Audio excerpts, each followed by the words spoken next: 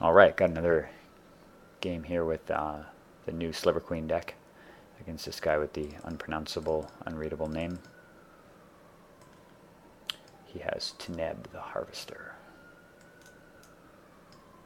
Decent commander. I don't think it's as good as Doran probably, but I don't know. I mean, the reason I say stuff like that is just because I'm really a big fan of cheaper commanders. When you have the choice in those colors, it's so unlikely that this guy's ability is going to ever matter that playing with something like Doran, which at least is a relatively quick clock, and other things like the, what is that? I don't know the name of it, but that big thing that makes sapperlings. That guy's pretty strong too, and he's much cheaper than Teneb. Well, not much, but one. And I've got another eclectic hand, but it's got Bribery and Brainstorm. The mana's a little shy, but I have the Mystic as well. Hey, didn't we just see that in the last game? Yep. That trick never works. Alright, we're just going to Brainstorm right off the bat here. That's a little sucky, actually. Kind of crappy. At least I do have Mana Drain to go with Mox Diamond. Let's put back some junk.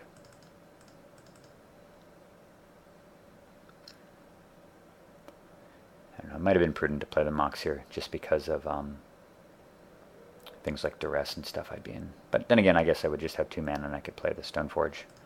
I don't really want to draw the Terastodon. That's 2 cards down.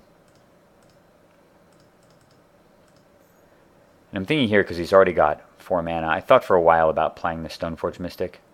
But it really makes sense here to just sit on Mana Drain mana, because if he casts anything, given that he's going all the way up to 5 next turn, I can do crazy things like Mana Drain for 5, untap, play Crucible and Jace, or I can Bribery him. There's lots of awesome things I can do. So I think it's worth the risk, even though it means that I have to draw the Terastodon. The other option, of course, would be to reshuffle with Stoneforge. But I want to sit on the Mana Drain, and then he just passes, which sucks.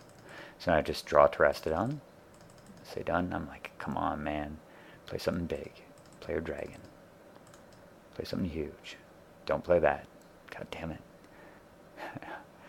Arg. I guess there'd be a low chance that he would take something, I don't know, like Stoneforge Mystic out of my hand or Crucible. But I have to Mana Drain it, which is unfortunate. At least my consolation prize is that I can play Crucible and get my Savannah. But yeah, I just Mana Drain it.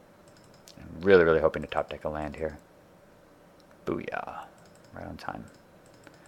So now I can put that mana to good use. Play Jace, draw 3.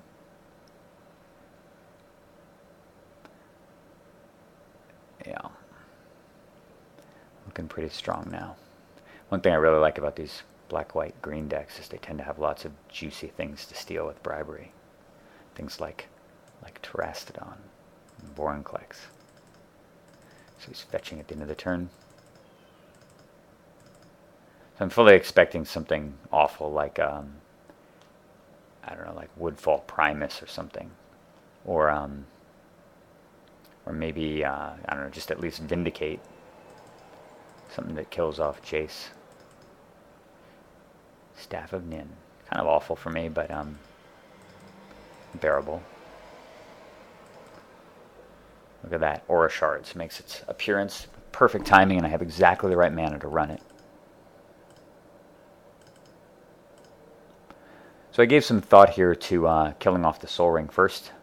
But he didn't play land last turn, and let me double check that, confirm that. Yeah, he just used the Croson Verge at the end of the turn. So he didn't play a land, which means that he's a little bit shy on mana, and he can keep drawing into lands with the staff, plus the staff will plink down the Jace. So even though I really, really hate Soul Ring, you all know how much I hate it, I decided that it's probably more prudent to just kill the staff off, because that at least saves the counter on Jace, so that I can bounce something and keep him alive next turn. So we decide to do that. He shoots Jace for 1, and I go get Clamp. Other option would be the only last equipment in here, which is the Umezawa's Jitte, which I didn't really see much of a point to. That's one of the other things. This card is so ridiculous in this deck. Not only do you have a million 1/1s potentially to clamp all the little mana dorks that you can turn into little mini ancestrals after you have ramped your mana up, but with Queen it is so degenerate. I mean, it truly is basically pay 3 mana to Ancestral over and over and over again. You're not drawing 3, of course, but it's not costing you a card either. It just costs you 2 mana. So you cast Wormcoil Engine, which I'm elated to see, given that I still have 2 counters on Jace the Mind Sculptor. So yeah, we're just going to drop the hammer on him here. First we play the sword and attack. And we get... Oh, sorry. I sped through that a little bit too fast. He had a couple of decent things to get, but ultimately Sun Titan seemed to make the most sense, especially because I want to activate the Remand in my hand. But that does everything one would need. It's so set up here. Man, this deck just sculpts these kind of situations so quickly, where you're just completely in control. Like, my opponent had such a strong opening this game, where he goes turn 1 Soul Ring, turn 2 play a land, next turn Croson Verge me. You know, like he had such a, or play a Croson Verge, like he had such a strong opening. And I only had a Mox Diamond and a land. I just completely ran him over. It's awesome. Anyway, there'll be many more games and hopefully some more that are actually a little closer. I know that Nate has played some really, really close, awesome games that he's recorded, but hopefully I've got some of my own for you guys to enjoy. See you later.